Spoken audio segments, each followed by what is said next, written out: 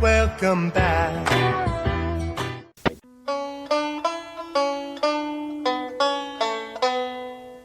Hey, Stanley, Yeah, George? how'd you like your own TV show? Hey, I got something to mail you out. Oh, you be careful now, you hear? Before you go and say something you're gonna regret for the rest of your days. Like what? Like the wrong kid died? Oh, no! Hey everybody, welcome to this episode of The Wrong Podcast Died. I'm Brian. And I'm Rod. And on this episode, we're going back to April 14th, 1989. Let's see, I would have been one day over 11 years old when this movie came out. I would have been 10 and 1/3. So the film we're covering on this episode is Say Anything. It's part of our Summer of Love. This is definitely a love story, but it reminds me a lot of the last film, The Graduate. The Graduate, yeah. Yeah, it's weird how we didn't think this through much. I just wanted to cover Say Anything. I'm going to say it, I adore this film. I love this film. I'm not sure why I love this film, but I do. It's a Cameron Crowe film. It's probably my favorite Cameron Crowe film. I don't know what yours would be. Almost Famous, maybe. Yeah, I was going to say that's another one. It had a longer runtime, and I think it was an hour and 41 minutes is what I got. Yep. On Hulu is where I watched it. It's not streaming for free anywhere that I could find. And actually, probably by the time this recording comes out, it will be gone from Hulu unless they renew it, because it was on my expirations. Had a budget of $13 million, did box office $20.5 million. It's not a comedy, so it's not going to be one of John Cusack's bigger budget films where it made a lot of money. There's the one where he is chased by the paper boy. Yeah. I want my $2. It's got Bobcat Goldthwait and then the guy from Revenge of the Nerds. Yeah, I'm trying to think what that's called. I don't remember. Oh, Better Off Dead. Better Off Dead, okay. Yeah. He kind of had a weird look to him in the movie, too. Didn't you feel like he had he's like super young? Yeah. So to go into why he looked a little different, because I don't know if you noticed on one of his eyebrows, he had a mark. He did that himself. It was part of his character, he thought. Like he got a rock thrown and he got stitches at some point. Oh, Lord. Some character background thing. But let me go through the cast real quick. So, of course, you got John Cusack as Lloyd Dobler. That's just a fucking cool name to me. The Dobler. The Dobler. The Dobler effect. Ione Skye as Diane Court. Now, something interesting about her is I don't know if you know the pop singer Donovan, who did Season of the Witch. Must be the season of the witch. Must be the season of the witch, yeah. Superman song. I'll tell you right now, in a twig in a bug, and now, baby, oh, that I can find. That's his daughter. And John Mahoney as James Court. Some smaller parts, though, you had China Phillips, who played Mimi, who was like a side character. She's the daughter of John Phillips and Michelle Phillips of the Mamas and the Papas. And then you just had various other actors and actresses that became bigger over years, like Lily Taylor, Jeremy Piven, Bebe Neuwirth. I don't know if you know her from Cheers and Frasier. Mm-hmm. She was Frasier's wife and girlfriend. She was the teacher? She was that teacher who shows up at the Kager. That was the coolest thing ever. She gives her keys to him and then gives him advice. Joan Cusack. Yeah, his sister. sister. Yeah, she was uncredited, but she was his real life sister. Eric Stoltz. And Kim Walker, who you may recognize from the movie Heathers. She was like the leader of the Heathers. Well, wasn't John Mahoney was the dad, James Court? He was in Frasier too. Wasn't he the dad in Frasier? Yeah, he was, wasn't he? Yeah. Yeah. So I was like, God, this guy looks familiar. I mean, he was in Barton Fink and Moonstruck, but I was like, God, he looks familiar. And that's the dad from Frasier. Let's give you a little synopsis before we get too far. I would hope most people have seen this, but this is not. Other than that clip of him holding the boombox, I don't feel like this is on most people's radar for 80s love, like 16 Candles and The Breakfast Club and stuff like that. This is not on that level for most people. Well, I think I mentioned to you before, this is a first-time watch for me. Wow. A charming underachiever, Lloyd falls for Diane, the high school valedictorian, the summer after graduation. As their unlikely romance deepens, Diane is torn between her love for Lloyd and loyalty to her overprotective father, whose secrets threaten to unravel everything. I don't feel like her dad was overprotective. I feel like he really pushed her and wanted her to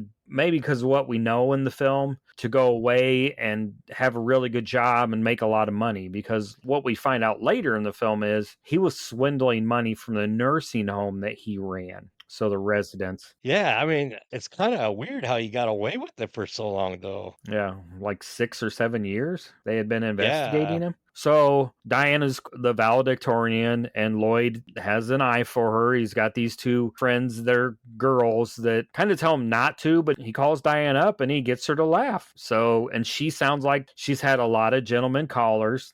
People don't want to take her out because, you know, they think she's attractive and she's super smart. She's going places. And they go to a party and Lloyd becomes the key master. He's in charge of the keys. Love that part. That's like one of my favorite parts. Everybody just loves him. Hey, Lloyd. Hey, Dobler. Everybody knew him at the party. People were surprised to see her there. That's also where you see Eric Schultz. Yeah, Eric Stoltz. Yeah, he's the guy running the party he's that old dude that is hosting these kegers for these kids every year. So from there, they spend the whole night together. Nothing happens. They hug at the end of the night. But I think she called him basic at first. Yeah. And she tells her dad everything, but it was kind of like it was something different. He was just being himself. You know, he wasn't trying to be super smart or here's my money or any of this stuff. He was just being himself. And it was probably different for her when someone was just like themselves around her and made her laugh and he wasn't clingy. One of the questions I had is, so the one character, his friend that is the musician, she writes a song.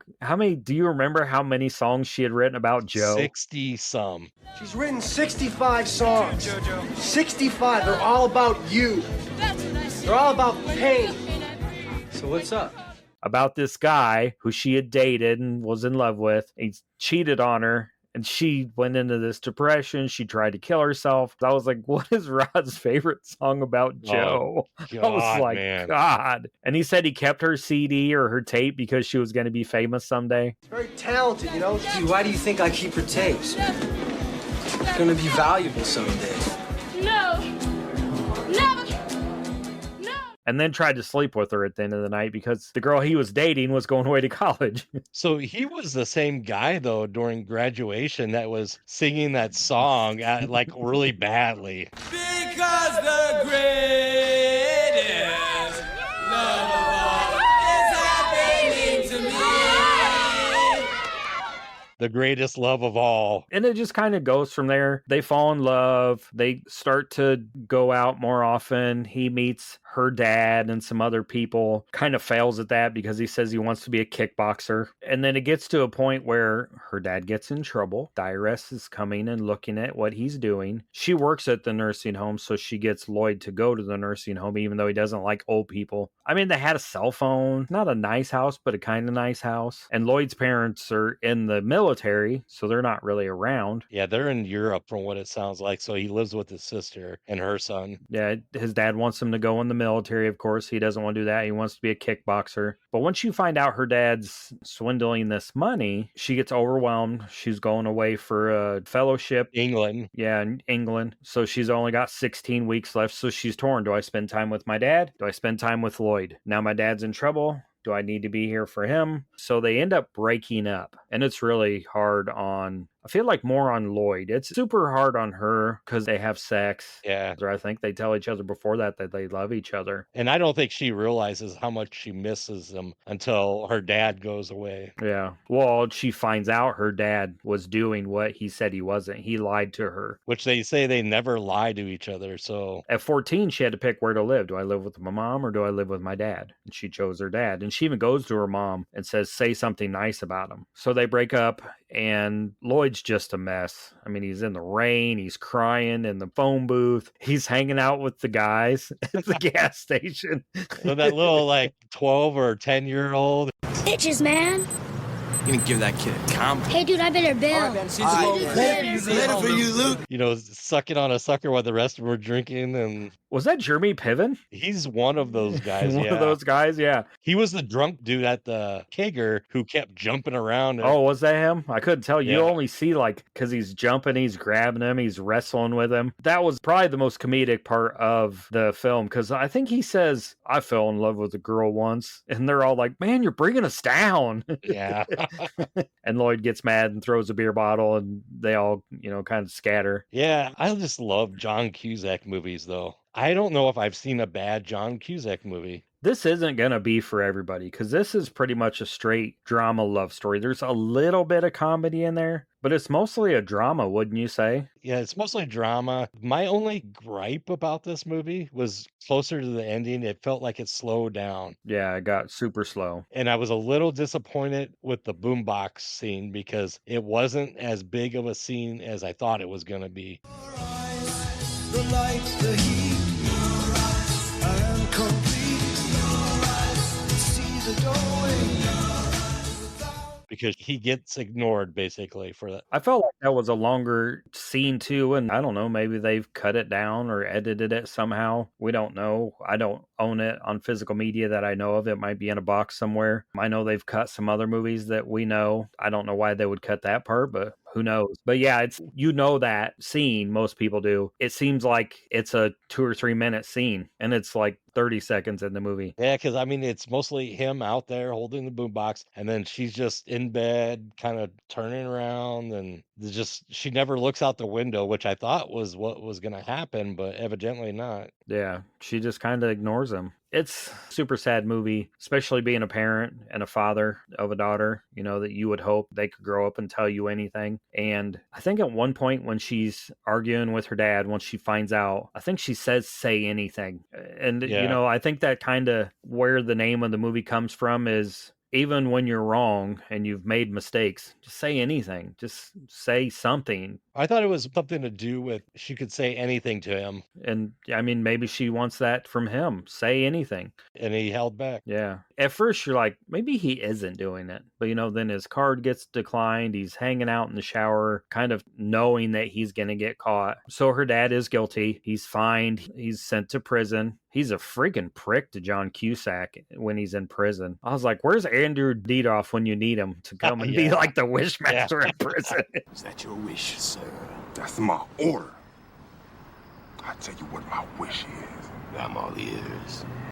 And just rude. And he gives him a note, and then she shows up. I wish it would have ended with just her and him walking away in the prison. Because the flight scene was just Yeah, too long. kind of boring. It was like, Yeah, just too much. But I guess it kind of cements the fact that he's there for her and she knows that, and he's going to be there for her. And he doesn't need to be rich or famous or successful. He can just be Lloyd. She's going to do all of those things. Sometimes people need that. The one person can be all of those things, and the other person can be that person's rock. did you have any trivia on this? Yeah, did you? Go ahead. Peter Gabriel's "In Your Eyes" almost wasn't used for the film. Cameron Crowe originally wanted a Fishbone song for the boombox scene. I was like, Fish? I think I vaguely know the band. And then he wrote the script in just 3 weeks and decided to direct it himself, making his directorial debut at 31 years old. So he's awful young there. Yeah. Yeah, and of course, the iconic boombox scene. It was filmed separately from Ione Skye's reaction shot and was almost cut entirely from the films. So they almost cut it from the film, but that's what this film's known for. It's like the big scene. And of course, Lloyd was inspired by Crowe his teenage years. So it made it seem and feel more realistic because he knew who he was and what he was and as a teenager. So he was like, this is who I was. So it made people feel, like he was just a normal person. I feel like that's missing in a lot of movies nowadays that maybe back in the 80s wasn't. That they're impersonal. Yeah, that they're impersonal because somebody's so pretty and so funny and so happy and all these things now, and that's just not realistic. Right. And it was ranked number 11 on Entertainment Weekly's 50 best high school movies and continues to influence pop culture to this day. You had anything else? The soundtrack, In Your Eyes by Peter Gabriel, Within Your Reach by The Replacements, All for Love, which was Nancy Wilson of Heart, and it was Crow's then girlfriend. Oh, wow. So, I mean, they didn't play the songs for a long time, but I had the subtitles on so you could see the songs, and I was like, this is actually a really good soundtrack. It was better than the fucking song in The Graduate that just kept playing over and over and over again. So that's all I had for trivia. Just a few other things. The line, I gave her my heart and she gave me a pen, was voted number 73 of the 100 greatest movie lines by Premiere Magazine in 2007. The dojo featured in the movie was actually the one used in Karate Kid in 1984. And Gene Siskel and Robert Ebert both gave this a very enthusiastic thumbs up. Wow. Which is very unusual for those two assholes. Yeah, they hated Friday the 13th. Yeah. And the last thing that I found kind of interesting was Ione Skye. She had gotten a divorce from her first husband in 1999, and she evidently had a crush on John Cusack. And she talks about it in a memoir that just came out sometime this year. She calls it Say Everything. Wow. She revealed that they hooked up. So she allowed Cusack to read a draft of her memoir. After he read it, he said, "You made the experience sound so meh." And it wasn't meh for me. And she was like, I'm telling a story, and it was more about how all of our chemistry was in our working together and stimulating each other's minds, not sleeping together. And she added with some laughing, and then she says, I felt a little bad, but oh well. So she had a thing for him for a long time. And I'm looking at her IMDb, and I don't see a lot of big name stuff. She was in quite a few TV shows, but this is probably the biggest movie she's been in. I was trying to see the movies. She was in 4 Rooms. Yeah, small role. Say Anything, Fever Pitch, The River's Edge, some episodes of some TV shows, but nothing like major. It has a weird kind of attractiveness to her, though. Her teeth are kind of weird to me. Yeah. But still kind of like, oh, that's kind of hot, though. Yeah. I think maybe because she's just, again, a normal person. She comes off as the valedictorian that would just be someone you went to school with. Yeah. What do you think? Should we rate this? Rate it? You want to go first. Oh, okay. I'll go. This is the first time for watch for you. You go first. I could see the enthusiasm in your eyes. Yeah, I've seen it twice. I had to watch it twice because I needed to get a better perspective on it. The first time, the ending kind of ruined it for me, but watching it again, I picked up on things that I really liked. I liked the party interaction. I loved the little like comments that Diane and him would make to each other. It was just kind of cute. I'd give this a 3.5 out of 5 boomboxes. Boomboxes, yeah. Yeah. I'm going to go 4.75. Wow. If the ending was her walking away from the jail with her dad after giving him a hug, it would be a 5. But I'm going to be a 4.75 out of 5 songs about Joe. I love this film. Not sure why. It just sits with me kind of like a film that it's going to come out later in the year. I don't know when it'll come out. We've recorded it, but it's kind of like On Golden Pond. I was in the right mood when I watched it the first time, and it's just kind of got a special place in my heart. Another one that's like that is Charlotte's Web. One day I can just remember being at home, relaxing, and Charlotte's Web, the cartoon, was on. And it was just like one of those days that was, for some reason, a day I remember. It was a great day. I couldn't tell you why, but a lot of these older movies that we like because we seen them when we were younger, you almost have to have seen them back then, because when you watch it nowadays and you didn't watch it back then, it doesn't resonate. Mm-hmm. You don't get those memories of when you first saw it. It's just, oh, it's a John Cusack movie. And I mean, it's good, but yeah, I bet it definitely resonated with you a lot. Oh, yeah. Evidently. Yeah, it'd be like Better Off Dead, which you've seen, I'm sure. Yeah. Yeah, that would probably feel better to you than this one, because you've seen it and it's fun, and I want my $2. $2 plus tip. Gee, Johnny, I don't have a dime. Sorry. Didn't ask for a dime. $2. What do we do now? Send it to the podcast network? No, we do a little this or that. Oh, recommendations. Oh, you can give me $2. I'll tell you what I recommend. Put it on my tab.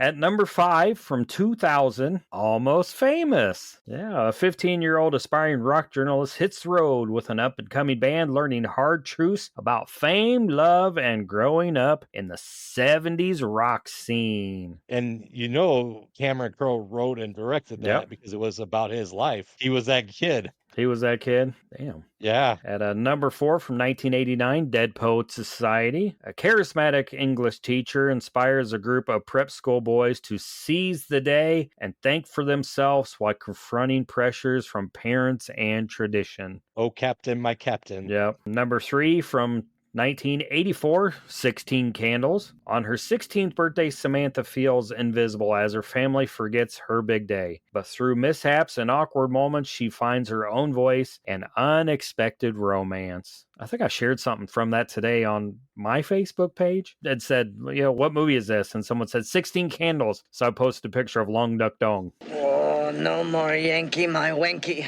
The donga need food.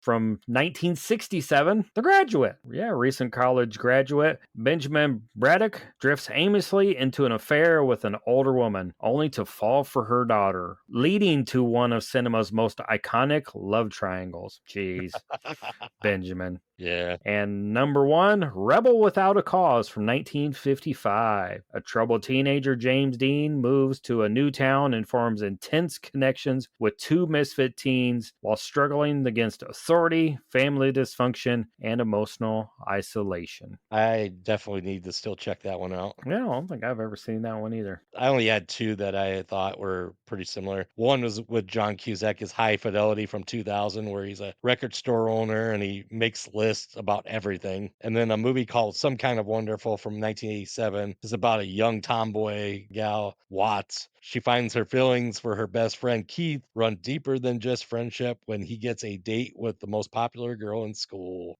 You know who else was the most popular girl in school? Not me. Our podcast network, the PFPN, the Prescribed Films Podcast Network. Well, they sure wasn't the prettiest. No.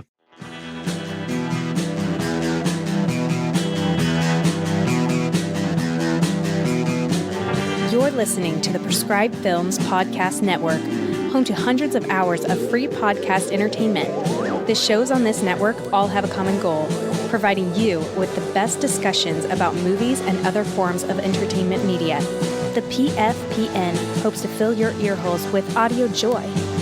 Visit our website with links to all the other amazing shows at www.thepfpn.com. Thanks for listening.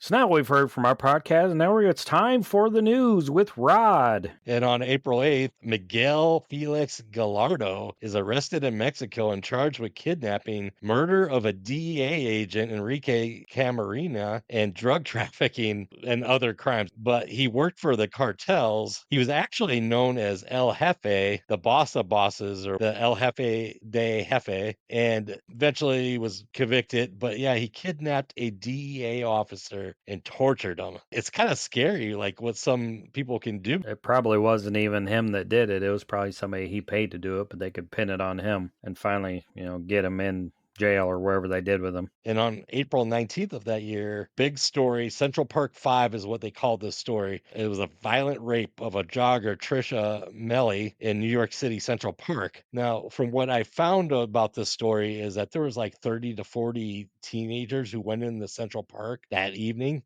and they were just beating people up, robbing people. So 5 teenagers were wrongfully convicted, and they spent 6 to 12 years in prison. There was a Netflix miniseries called When They See Us that came out later on, and it kind of highlighted this whole story. A lot of them eventually got out because they were exonerated. It wasn't until like 2002 when they all got out. The girl never once said that these were the boys that did it. I think she got so brutally beaten. She was in a coma for quite a while. And so she had no clue what happened besides that she knew she was beaten and raped. Yeah, I think that Netflix series came out last year or the year before. So yeah, it sounded like it was very recent. And then my last story, which is a little more lighthearted, April 23rd, wine merchant William Sokolin, he breaks a bottle of a 1787 Chateau wine, possibly belonging to Thomas Jefferson. And what it was worth was probably $500,000. Because of insurance, they only paid $225,000. But yeah, this happened in a restaurant in New York. So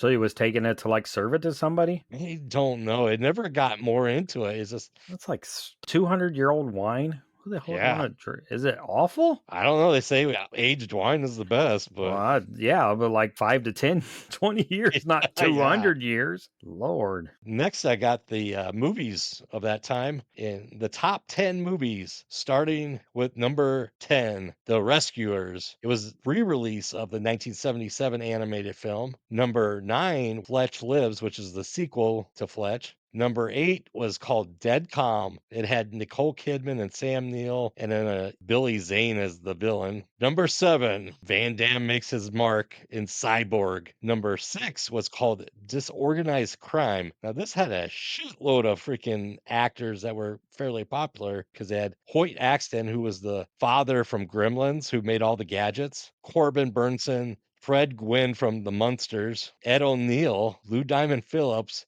and then Daniel Roebuck. It was like a bank robbery movie. Interesting. Number 5 was Rain Man. Teamwork sucks. I see. Number 4 is She's Out of Control with Tony Danza and Amy Dolenz, where it was a dollar having a makeover or some weird shit. Then number 3, Say Anything. Number 2 was The Dream Team with Michael Keaton, Christopher Lloyd, Peter Boyle, and Stephen Furst. That's where they escaped the mental asylum. Yeah, mental asylum. Yeah. It's great to be young and insane. And then number 1, Major League. Oh, baseball with the late great Bob Uecker. Hello, Tribe fans. Welcome back to Major League Baseball. Sort of. Only one little story for movies. April 21st was the world premiere of Field of Dreams, which is set in Dubuque, Iowa. If you build it, he will come. Thought it was set in the middle of a cornfield in Iowa. Well, yeah. Yeah. I am still at Dubuque. Is this heaven? No, it's Iowa. And the gas is cheaper. Enjoy it. That's right. And then just a few horror movies of April of '89. You had Pet Sematary came out. The original Pet Sematary. Yeah, the original Pet Sematary, yeah. House 3, a.k.a. the horror show. And then you had I, Madman, which I've never seen. Oh, we covered 2 of those on the I Like It Spooky Horror podcast. We covered I, Madman and Pet Sematary. We covered Pet Sematary? I feel like we have. If not, we've talked about it a ton. And then Witch Trap. Which one? Isn't there like witch? Maybe that's witchcraft where there's like 18 of them. TV news? Yeah, TV news. Some of the top TV shows of that time were, of course, The Cosby Show. Pretty big groundbreaking show at the time. Middle class African-American family. A lot of humor and, just personal stuff from the oldest son who just passed away this previous month. Yeah, Malcolm Jamal Warner. Yeah, passed away drowning. I think only 54, too young. It's kind of disappeared off the radar because of what Bill Cosby's done, which is sad for the rest of the people in the show because they were all great at what they did. Roseanne, A Different World, which was a spinoff of The Cosby Show that was students at a historically black college.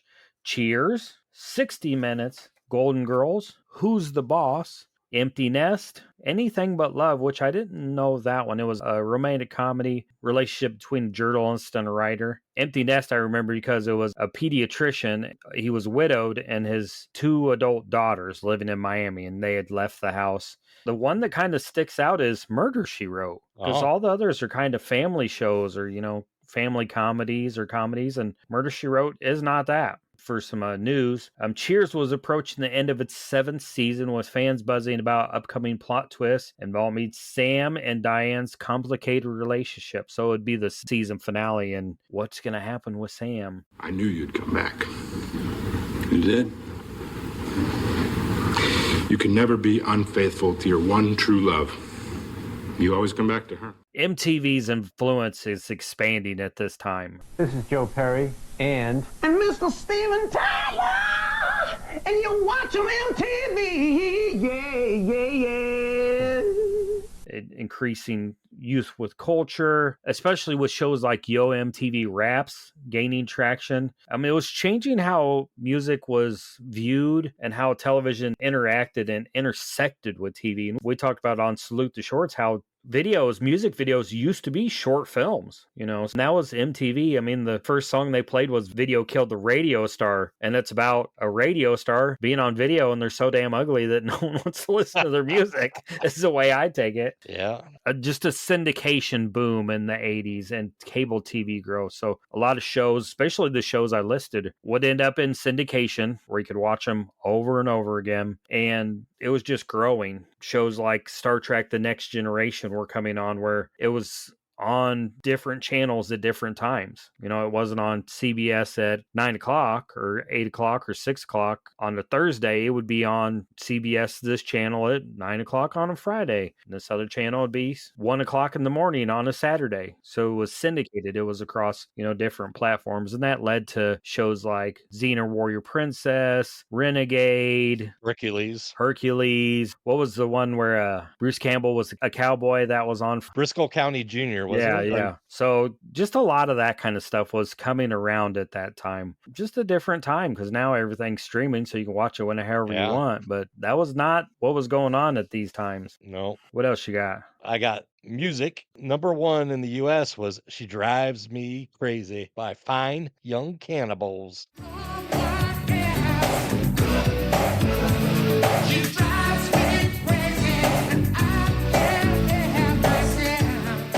That guy's voice. It's definitely different, but after a while, you're like, okay, we get it. He had a part in the TV series called Highlander, which was another one of that those was shows syndicated, yeah. And you could watch on USA. Number 1 in the UK was Eternal Flame by the Bangles. Am I only dreaming, or is this burning and eternal? Number 1 country is I'm No Stranger to the Rain by Keith Whitley. It's actually one of my favorite Keith Whitley songs. Really? Don't listen to that one. Can you play some of it for us? I'll play a little bit of it. I'm no stranger to the rain. I'm a friend of thunder. Friend, is it any wonder? Number 1 R&B was Every Little Step by Bobby Brown. The number 1 alternative, Mayor of Simpleton by XTC. I have no clue. No clue. But I know the Bobby Brown one. Number 1 Dance Like a Prayer by Madonna is when they did the little remix of it. That caused a lot of controversy when that came out from the church. Yeah. Wasn't there a black Jesus in it that was crying? And yeah.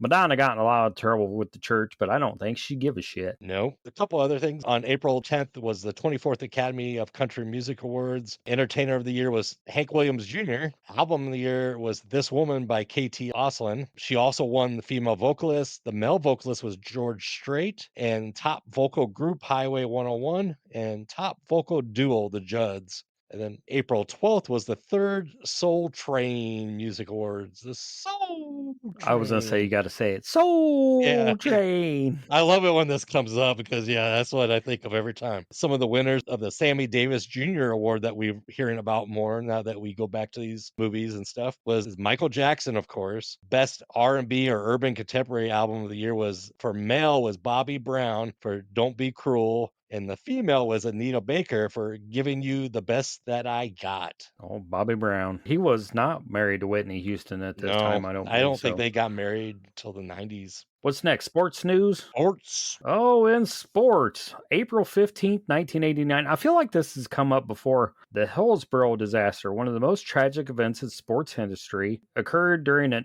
FA Cup semifinal match between Liverpool and Nottingham Forest in Sheffield, England. A fatal crush in the overcrowded stands led to 96 people dying and hundreds being injured, promoting major changes in stadium safety and crowd control worldwide. The 1989 NBA playoffs are kicking off in April with teams like the Pistons and Lakers as favorites. Highly competitive, setting the stage for the Pistons' eventual championship win. I think that was the Bad Boys. And then the Stanley Cup playoffs are kicking off with intense matchups. The Calgary Flames and Montreal Canadiens were key contenders, with the Calgary Flames winning the championship that year. I think that's the last time maybe a Canadian team has won. I'd have to look a little bit closer, but wow. It's been a long time. And then in April of 1989, the WWE, then WWF champion was Macho Man Randy Savage. He won the championship on April 2nd by defeating Hulk Hogan in the highly celebrated main event. So I saw something today because Hulk Hogan's passed away around the time of this recording for us, that like the first 10 WrestleManias, there's not one person alive from the main event. Oh, like yeah. there's like half of them, no one's alive from the main event, and half only one person's alive from the main event. Because Macho Man's passed, now Hulk Hogan's passed, Andre the Giant's passed. I mean, a lot of them. Warrior.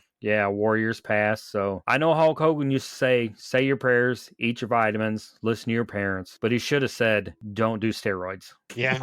Right? Like, God, yeah. I mean, I don't even know if Bret Hart headed one until after the 10th one. I don't know either. Yeah, I'd have to look. But yeah, I was just like, Jesus, criminally. And you and I have talked about this a lot. You may not agree with Hulk Hogan, his stance, but he was significant to wrestling and importance to culture and wrestling and making it what it is today. Without him, it may not be where it is today. Never would have been, no way. He was just, at that time, a lot of kids looked up to him. So Right. John Cena wouldn't be who he is today without probably Hulk Hogan. The Rock wouldn't be who he is probably without Hulk Hogan, because he may not have opened those doors for, wrestlers to get into Hollywood. I mean, none of his movies are really good. No Holds Barred is probably his best one, but Yeah. even that's not that good. But yeah, it's just significant. And I kind of given you an idea of what has happened the week we're recording this. We record a little bit earlier so we can kind of bank some episodes, get them in, get them out. Because, I mean, I do another podcast. We do YouTube stuff. We do appendages. We do a lot of Facebook stuff. But it's just been a rough couple weeks with Hulk Hogan, Ozzy Osbourne, Malcolm Majal Warner. There's a famous trumpet player that passed away. God, Yeah. why can't I think of his name? I've looked it up several damn times. He was on King of the Hill. Did you see that? Several times. No one at my work really knew who he was but me. But I was like, he was on King of the Hill, and he had that song that the song if you hear it. It was an instrumental. It's pretty much all the trumpet playing. It was a trumpet, wasn't it? Yeah, Chuck Mangione. Yeah, Mangione, yeah. Yeah. I mean, I heard that name so many times, but I never put the face to it. But should we talk about toys next? Yeah, let's talk about some toys. Of course, in 1989, the original Super Soaker was first introduced. High-powered water gun, summer favorite. I mean, if your parents could afford a Super Soaker or liked you enough that they bought you one, you had it and you were spraying all your friends because they'd have like the little ones that would like squirt like 3 times and run out of water. Masters of the Universe, He-Man was super popular then, and it's probably maybe even more popular now. I mean, hell, every time you go to Target or Walmart or anywhere, there's He-Man, He-Man Ninja Turtles, He-Man this. I mean, it's crossed with all these things, pop figures and toys. My Little Pony, which is popular. Finley has some My Little Ponies, and there's bronies running around everywhere. You know what a brony is? Oh, yeah. Yeah. Guys who like My Little Pony. Transformers, another one that's super popular and got, I think, even maybe more popular with the release of the movies. And we have friends that love Transformers. They talk Transformer talk, and they're like, oh, G1. I'm like, that's got to mean Generation 1, but whatever. And then probably the one that's, I don't know. The Nintendo NES was super popular at this time. Everybody that had money had one. We didn't have money and we didn't have one. So I went to a friend's house and played Nintendo. But I tell my son, yeah, we used to play video games when I was younger, but we'd play them when it was past dark, raining, or too cold to go outside. We didn't play them all day, every day. Probably my favorite one that I can remember. There was a couple that I liked that not a lot of people know. I did like Kung Fu, the original. There was one that was like Surf and Turf, where it was like a surfing and you could skateboard. Was it like a gorilla? Or? Yeah, it was a gorilla. And then there was one that was a side scroller where you were like fighting a gang. It wasn't Double Dragon, but you could like go into little shops and buy things. And I remember, was it Pro Wrestling? Where the guy had the star on his face. Star on his face. He was pink and he had the blue star. Yeah, Starman. Yeah. Starman, yeah. Yeah. Just fun. And you can, Jaws was another one I really liked. Yeah, where you would go around in a little boat and you'd wreck and then it would throw you in the water and you'd have to shoot all the jellyfish and stuff, and then Jaws would come. Never could beat that damn game. No, Yeah. impossible. No. So what do you think? I've got 2 weddings and a birth, and then my favorite segment. But the wedding, April 29th, John Bon Jovi, lead singer of Bon Jovi, at 27 weds high school sweetheart Dorothy Hurley. She was 26 at Graceland Chapel in Las Vegas, Nevada. They are still married and they have 4 children. He seemed like always a loyal kind of guy, though. I never really heard any stories about No, he didn't. Yeah. April 30th, actor and comedian Robin Williams weds his nanny, Marcia Garces, at a private ceremony in Lake Tahoe, California. They would later divorce in 2010, but they had 2 children, and one of them is pretty important in the entertainment world. It was Zelda Williams. She's a director of Lisa Frankenstein. Oh, yeah. Nepo baby. And one birth. I only had one, and I don't know if many people are going to know this. Avi Kaplan. He was an American pop bass vocalist for the Pentatonics band. He was born in California, but now it's time for 6 Feet Under with Rod. Hello, darkness, my old friend. I've come to talk with you again.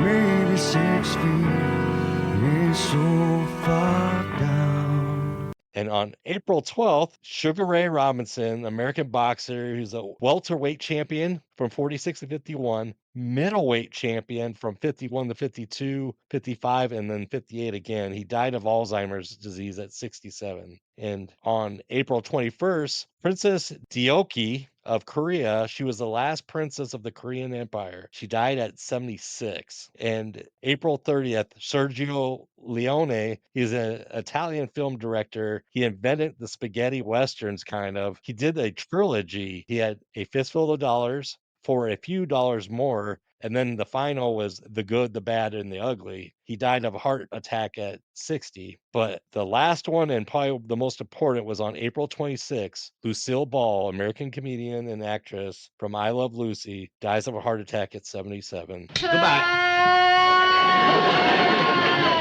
Lucy, what's the matter, honey? I've done it again. Chalk up another boo-boo. And when she got to heaven, Ricky said, Lucy, you got some splaining to do. I don't know if he died first or not, but... One last thing, I got a joke, or a couple jokes. Why did the cute couple end up in prison? No, hard telling. They stole each other's hearts. Oh, God. Give me something funny. Why should you never laugh at your spouse's choices? Because you're one of them. No, Lord. You bought a new dad book joke book? Yeah. Yeah? Yeah. Well, if you like John Cusack and you've never seen Say Anything, I feel like we talked about earlier, it's probably not one that's on most people's radar of top John Cusack movies, but I really enjoy this one. Someday we'll have to cover Better Off Dead. We've lived in the 80s quite a bit lately. We're trying to maybe get out of the 80s here in a little bit, maybe get into the 90s and 2000s, or I don't know. So we have some ideas on what we're going to cover next. I think we have nailed down what we're going to cover for Halloween, and that's in the 90s, and that's, I feel like, a favorites at my house. It's a Disney movie, and it has to deal with Halloween, so that give you some idea. I mean, yeah, and then we'll have Thanksgiving and Christmas, and then it'll be 2026. One of the things that Rod and I talked about, and if you're listening, shoot us a message on our social media and tell us what you think about this idea. Theming our episodes next year. January doing something, February doing something, March, April, so on and so forth, and theming to where the movies have a common theme each month. And maybe doing, the Summer of Love, but maybe doing the Summer of Love just in June or July, and then theming the other months. Yeah, I mean, not just like action or no comedy. We want something a little tighter. Yeah. I don't know. I don't even know. Maybe we could do 2 Harrison Ford films. Who knows? Something along those lines, or, something that maybe has a car in it, just something off the wall, just a little different. We'll kind of ask some ideas too as time comes around. What are some ideas of some things that you're like, I want to see 2 movies with buses in them or something like that, or 2 movies about rock bands or 2 movies about movie theaters or, just anything like that. 2 movies about twins, or, who knows? Because we could do twins and we could do multiplicity. Yep. Something like that. Yeah, I don't know. Maybe movies about angels. We could, the John Travolta movie and Nicolas Cage with City of Angels. Yeah, City of Angels. We could do movies named Mask. We could do the one with Cher and the one with Jim Carrey. Yeah. That would be fun, right? Yeah, let us know. Come on, people. Yeah, let us know what you think. And we'll catch you next time. Hold up your boom box and blare in your eyes. That's a great song. And Clint, until next time. That marks the end of our broadcast day here at The Wrong Podcast Died. Our transmission is powered by a frequency of 800 watts. We will resume our usual programming in 2 weeks. Until then, we bid you good night.